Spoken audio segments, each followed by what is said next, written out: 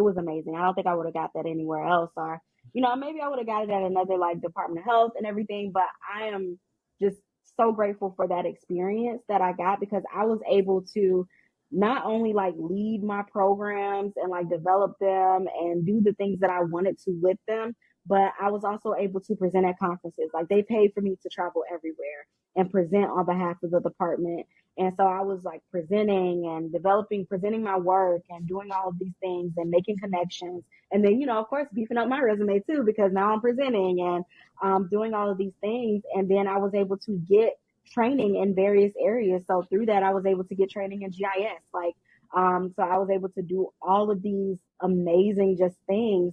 And of course, it was a lot. And then I was also the program person. I was the evaluator. Even though we had like evaluators, their bandwidth was cut short on things that we had to evaluate for our funding and other programs that we just had that we didn't really necessarily have to evaluate, but we still needed to. So those I had to do on my own.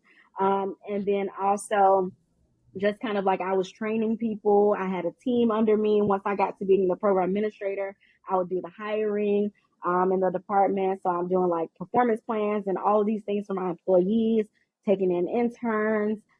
So doing all of these different things. And I was the grant writer, so I was writing grants at the time. And it was a lot, but it was really amazing to do all those things and unlock all those skills that I didn't really know I had, and to be able to get better at them. Because of course, like when they first was just like, yeah, Desiree, you're going to lead this grant writing team. And I was like, lead? Like, I'll be on the team, but what do you mean lead? And so that was an amazing experience in itself, like just being able to lead a grant writing team. And I think my supervisor was supposed to do it, but I think that she ended up getting sick. And so like she was out for like a couple weeks at a time. And so I had to do it. And it exposed me to grant writing. And so just kind of having those experiences within the State Department were amazing. And I think that one, it does also have a lot of problems. Like I will say the pay was low. The pay was very low. And, that wasn't great, but the experience definitely made up more for that, I will say, especially, like I said, just starting out in my career. So before I finished my DRPH, I ended up moving to Atlanta.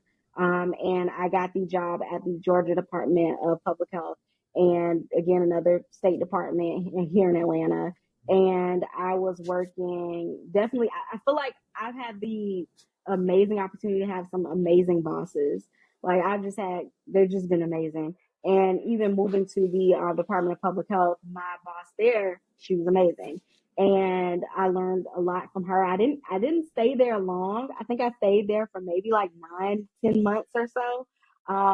But it was a great experience. And one of the things that I did say I took away was that a lot of state departments have a lot of similar issues and problems.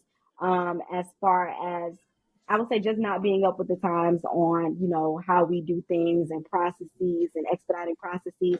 Things move extremely slow.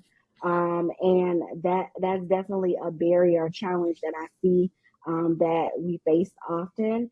And yeah, so I think that I got a lot out of all of those positions, and I was able to really develop some really strong leadership skills in doing those.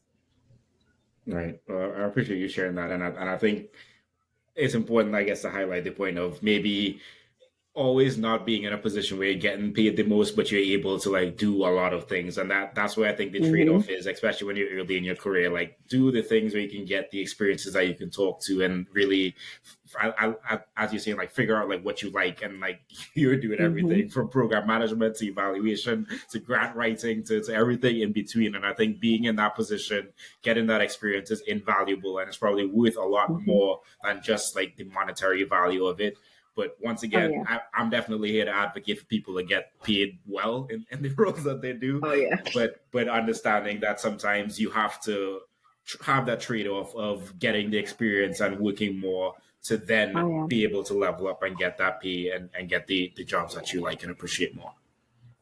Yeah, definitely. Because I feel like, a lot of times people just graduating, I definitely see them coming out of like their MPH a lot of times. They're like, oh, I want to make $100,000. And I'm just like, well, where's your $100,000 skills? Like, tell me, like, what's on your resume that's worth that.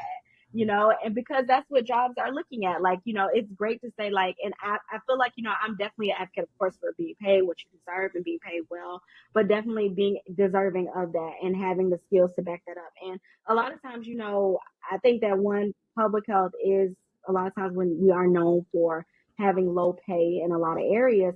But that is one of the reasons why I always try to tell people too about like the more non-traditional public health roles as well, because there are so many organizations out there that are not public health organizations, but they're doing work that we're trained to do. Like I had seen a job posting for DoorDash the other day, and they're looking for a social impact manager. And I think they were paying like 150, like something $1,000. And I'm just like, look at social impact manager. That's us. Like, we can do that. So just kind of thinking about like, there are a lot of other routes, but I think building that foundation and getting those skills is just key. Like you got to have those skills. And then if you're in a place that lets you do all those things like I was able to do, get all the skills you can, do it while you can, and then get out. Don't stay there for 20 years. Like get the skills, feel like you're good in this area, you're an expert, get to the point where you feel like you can do this in your sleep and leave. Yeah, completely agree with that. So I appreciate you sharing that. So did you have any